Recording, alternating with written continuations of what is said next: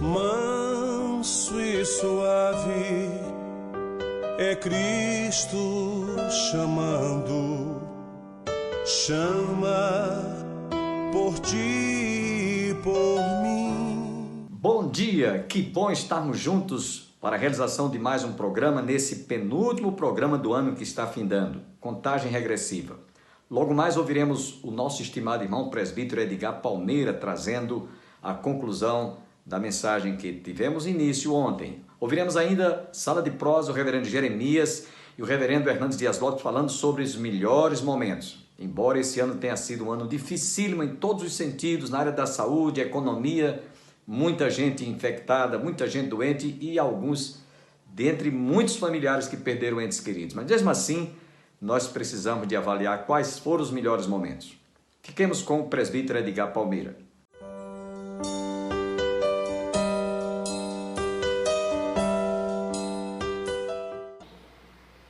Deus prometeu que estaria com ele.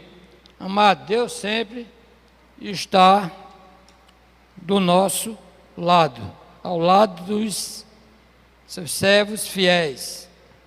Ele não nos abandona. Ele vai junto para o hospital, foi junto, Diácono Genilde, missionário Rosenilda, é um exemplo aqui para nós. Várias vezes eu orei, estava a foto deles, lá no hospital, primeiro ele, depois ela. Depois tem foto, ele orando por ela, lá no hospital. Eu nem sabia, me alegrei muito vocês estar aqui hoje à noite, né? Hoje estão orando por outros, irmão Nascimento que está lá. É assim que Deus faz. E vários outros irmãos daqui da igreja que também já estão bem. Então, Deus continua fazendo milagre. Ele vai para o hospital, está o exemplo aí.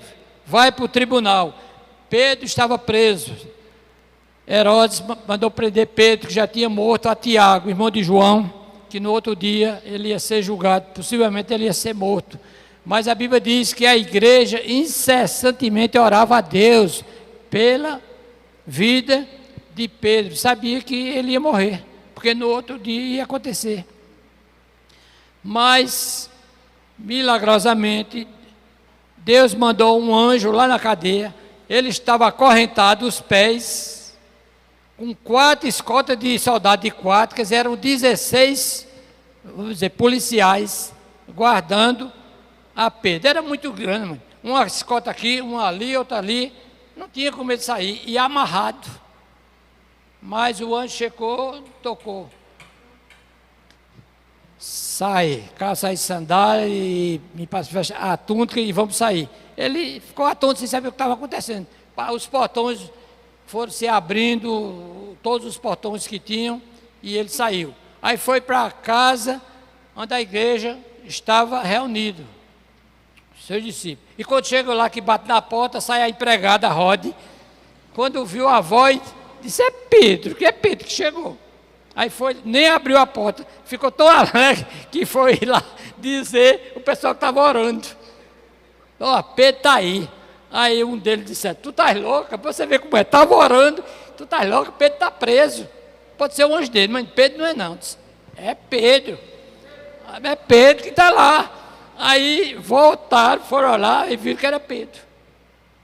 Ele entrou e aí continuou. Louvado seja o nome do Senhor, né? Para ver a própria igreja orando, mas estava achando: Pedro está preso, não tem como sair. Mas ele foi solto. Então ele vai para o hospital, vai para o tribunal, para qualquer canto. Não tem, viu? Não tenham medo, que Deus sempre está conosco. Irmão, nunca houve um momento em que Deus não existisse. Conforme afirma Moisés no Salmo 92. O que ele diz? Antes que os montes nascessem, ou que tu formasse a terra e o mundo, de eternidade a eternidade, tu és Deus. Louvado seja o nome do Senhor. Esta expressão fala da existência de Deus, que não tem começo e nem tem fim.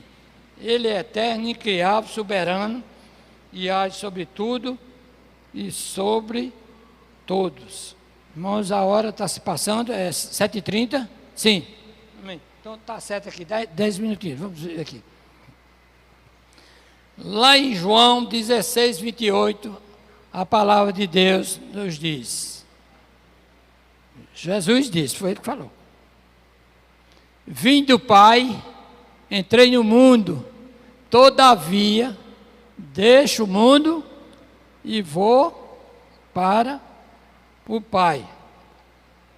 Deus desceu na pessoa de Jesus, participou de todas as atividades humanas, sentiu fome, sede, cansaço, angústia e dor, como qualquer pessoa. Ele estava ali como o ser humano, como qualquer um de nós. Mas depois destas coisas, destas consequências, Jesus disse, como Deus, eu sou o pão da vida. Está lá em João 6,35 e outras passagens, né? Ele também disse, se alguém tem sede, vem a mim e beba. João 7,37. Ele é a água da vida, que sedenta a minha e a sua sede. Qualquer problema que estejamos passando, temos que buscar. Ele também disse, está cansado? Ele diz, vinde a mim. Mateus 11, 28. Ele é um Deus presente que participa conosco em todos os momentos. Irmãos, já próximo de finalizar aqui, tem uma parte muito interessante, lá no caminho de Emaús, que se conta em Lucas 24:15. O cuidado de Jesus, quando os discípulos retornavam de Jerusalém no caminho de Emaús, estavam tristes, porque fazia 3 dias que Jesus ia ressuscitar e não tinha acontecido. Então eles estavam conversando e tristes ao mesmo tempo. Jesus não ia ressuscitar no 3º dia? E por que até agora ele não chegou, não ressuscitou? Jesus chegou junto para confortá-los, amém, e refazer a sua fé. Jesus nunca deixará sozinho na estrada da vida, irmão. Isso você pode crer, pode ter a certeza que Ele nunca vai nos deixar sozinho. Jesus não apenas foi, Ele continua sendo. A Bíblia diz, Jesus Cristo, ontem e hoje é o quê? É o mesmo e o será eternamente. Então, Ele é um Deus participante que está conosco. Deus transformou uma tentativa de suicídio em uma oportunidade de salvação. Sabe onde está isso? Lá em Atos 16, a história do carcereiro, que Paulo estava preso e quando foi solto,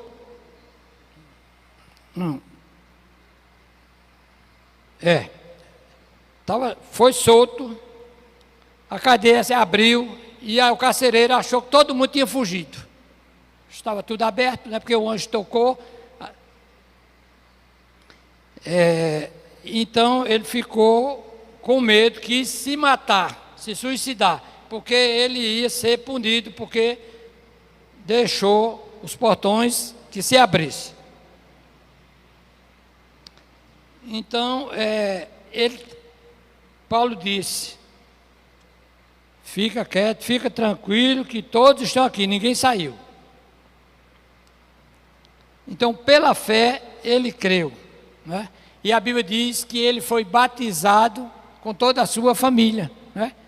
Porque ele creu, Paulo pregou para ele, né? Foi Paulo, no caso aqui, que estava preso, Paulo e Silas, que eles, o carcereiro, se não fizesse tolice de querer suicidar-se. Então, houve salvação, essa transformação que ele fez. Quando passares pelo fogo, estarei contigo, eu serei contigo.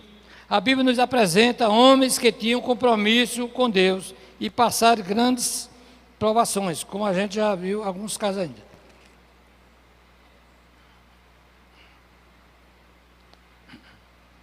Nenhum momento Deus os abandonou. Nós falamos aqui nos amigos de Daniel. Daniel também na cova dos leões. Então, teremos essa certeza. Irmãos, a fidelidade a Deus também não é garantia de que o crente não passará por aflições, dores e sofrimento nesta vida. Aqui está o exemplo de Paulo. Paulo, um servo de Deus, que foi o homem que mais sofreu no Novo Testamento depois de Jesus. Ele é o único.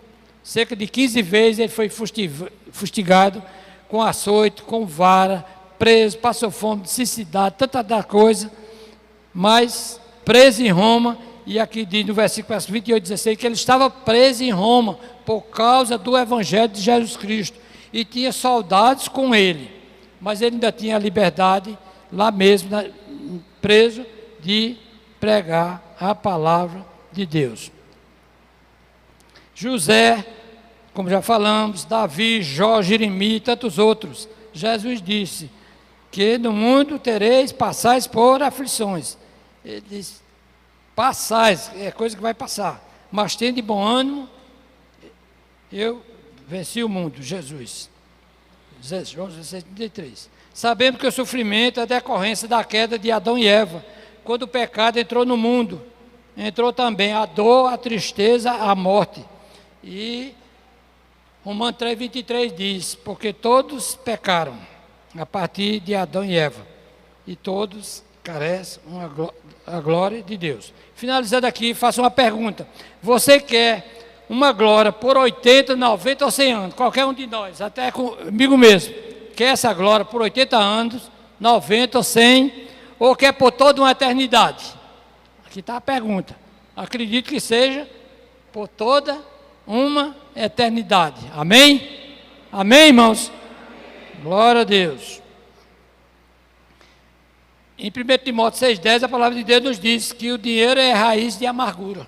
É bom e necessário, nós precisamos deles, mas não podemos depositar as nossas esperanças no dinheiro, só em Deus.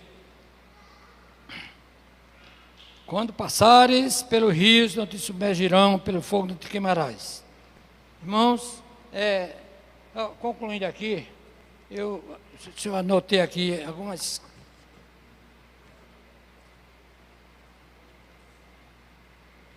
razões, finalizando já,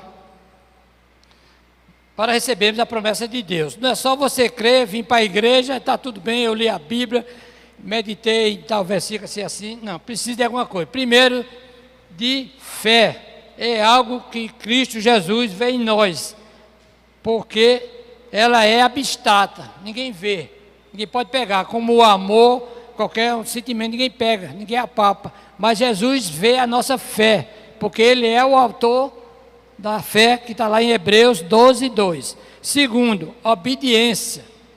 A obediência é melhor do que fazer sacrifício de tolo, né? Um exemplo lá em 1 Samuel 15, 22, quando o profeta Samuel falou com o rei Saul para destruir todos os amalequitas, acabar com todos.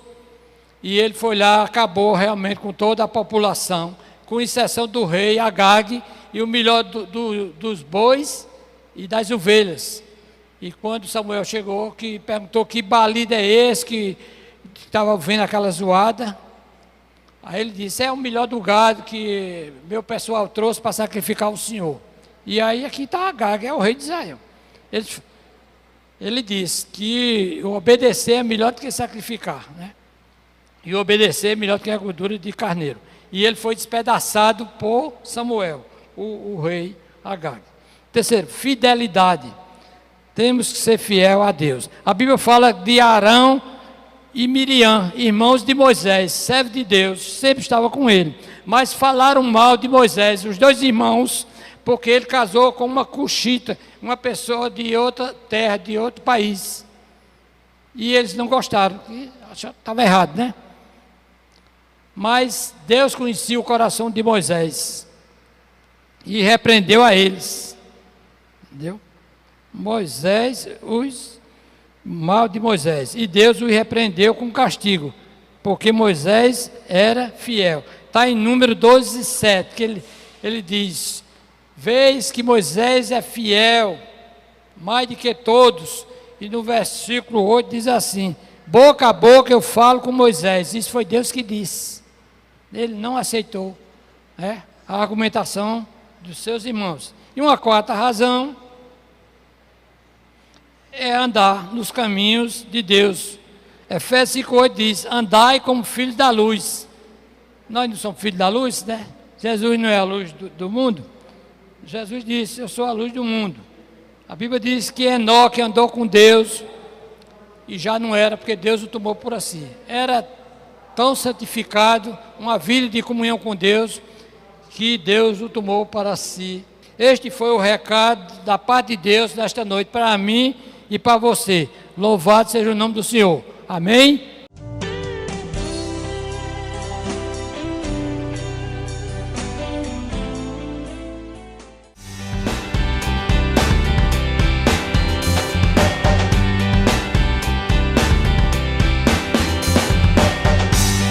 Um milagre. Tantos corações pulsando nessa expectativa. Como aquela nossa irmã Ana, que era estéril, desprezada, queria ter seu filho. E Deus ouviu a sua oração? E Deus ouviu sua oração. O milagre é para provar que Deus está vivo? O milagre é uma evidência de que Deus age ainda hoje, sempre, como sempre agiu. Ele é o mesmo Deus. Há uma corrente, Jeremias, que defende a ideia de que milagres aconteceram lá na época em que a Bíblia estava sendo escrita e composta. E que agora cessou. Agora cessou. Deus não faz mais Deus nada. Deus não faz mais. Deus agora aposentou. Aposentou. É triste, não?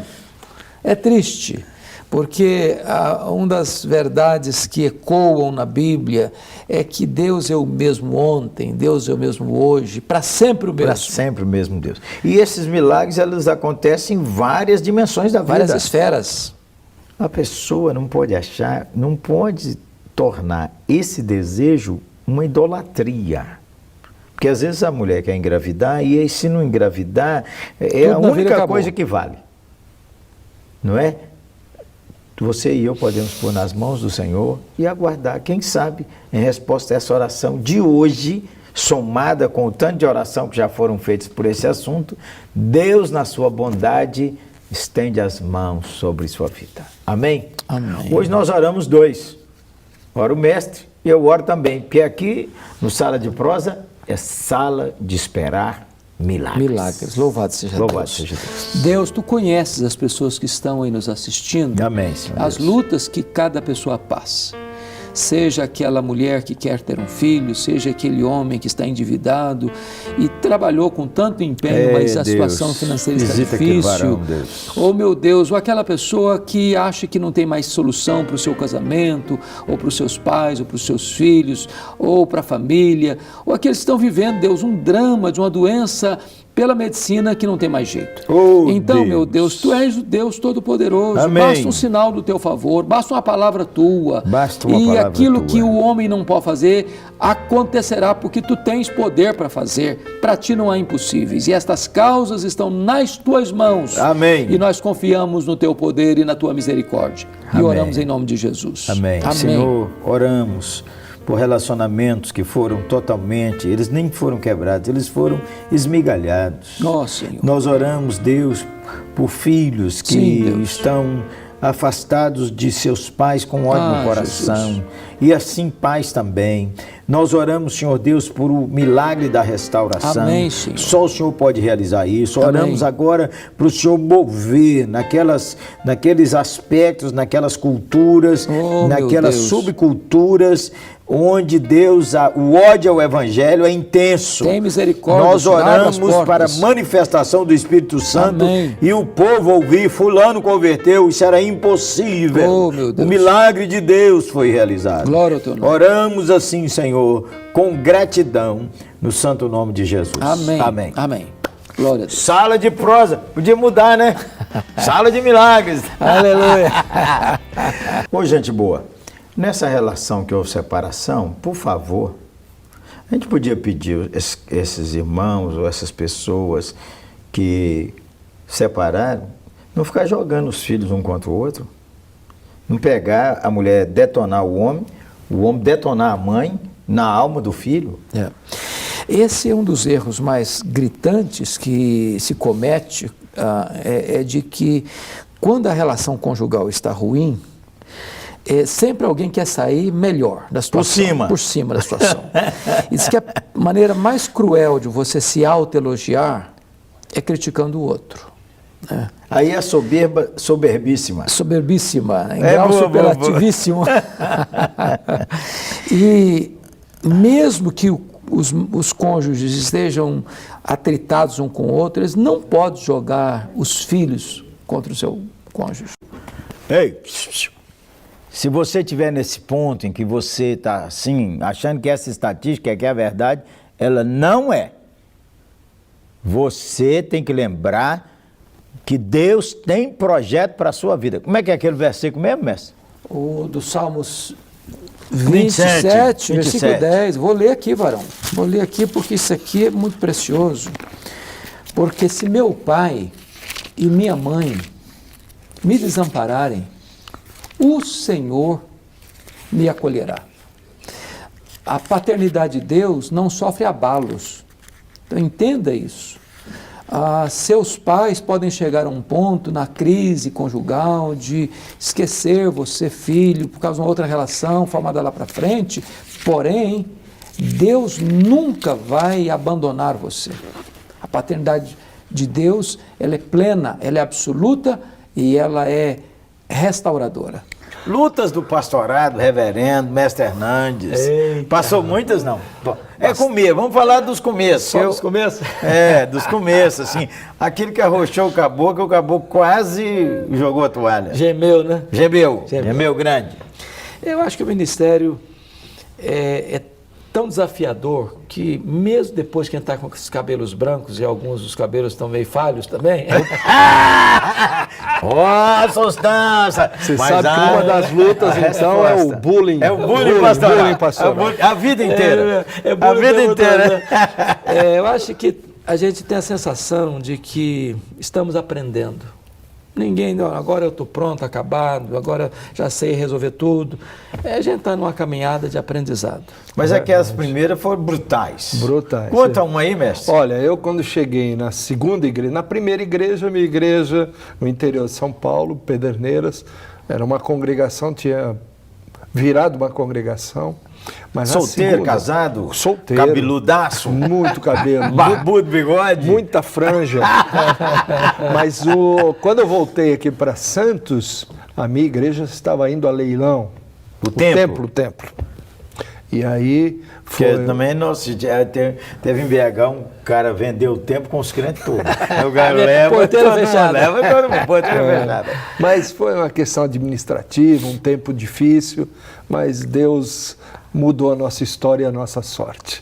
Mas foi um ano de luta, porque no primeiro mês eu recebi a visita de um fiscal da prefeitura e falou: como o senhor, sendo um pastor, tem coragem de colocar suas crianças num lugar tão sujo como esse? E eu passei vergonha. Menino. Então tem essas lutas de ter que reformar o templo, a gente não sabe por onde começar. As minhas primeiras lá, varão, era de estabelecer assim consideração, que a liderança mais velha, e eles me achavam muito menino. Um dia nós tivemos uma dissensão lá sobre um assunto, que um dos anciãos falou assim: cala a boca, moleque. Epa, assim na bucha. Brutal, varão. Varão, aquele me deu uma amargura contra aquele homem, que eu pedi ao Senhor, assim, eu não podia ficar no pastorado. Pastor Jeremias, eu tive uma luta com uma pessoa que resolveu estar na igreja, mas não aceitava o meu pastorado. Pronto, é mais ou menos. O cara me desafiava o tempo todo e eu sofria, pedia noite de sono. Até o dia que um colega chegou para mim e disse assim: você tem que saber a diferença entre ser humilde e ser humilhado. Enquanto essa pessoa perceber que você está sofrendo, ela vai ficar no seu pé.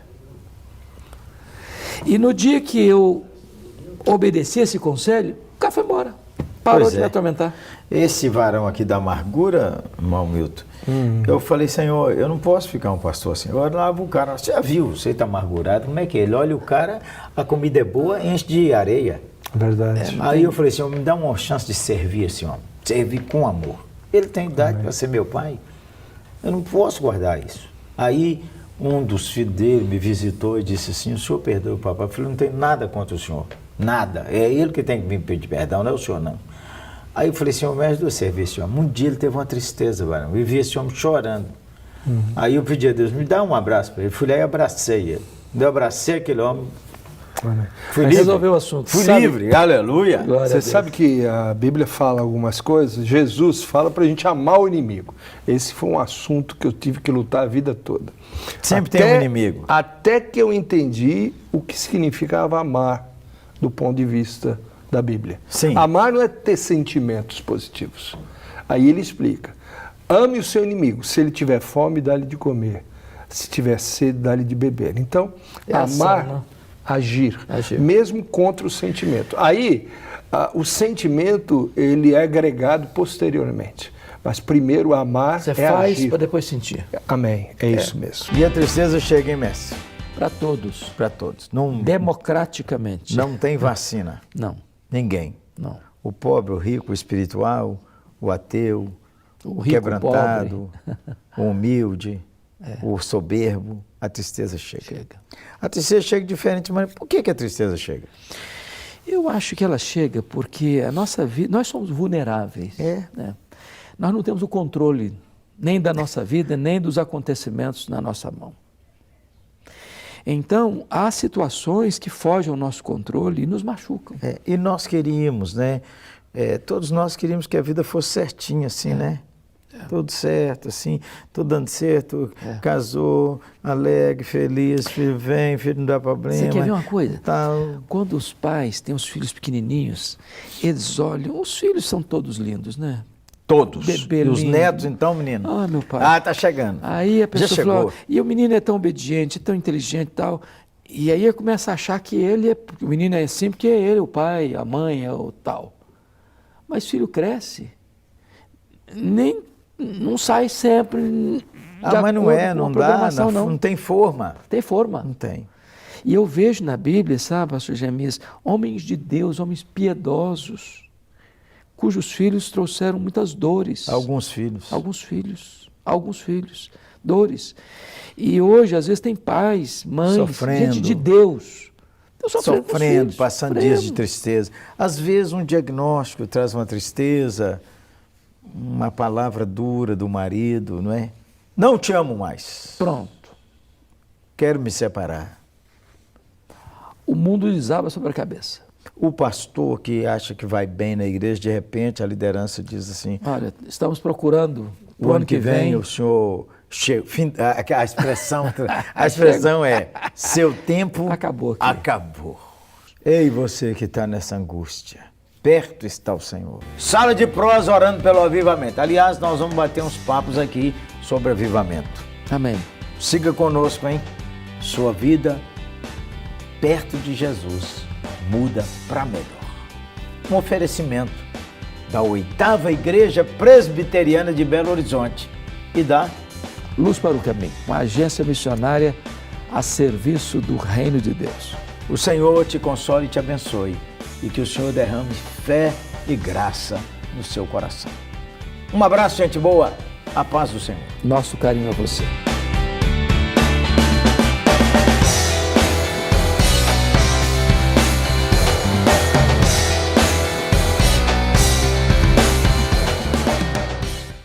Até amanhã, se Deus quiser.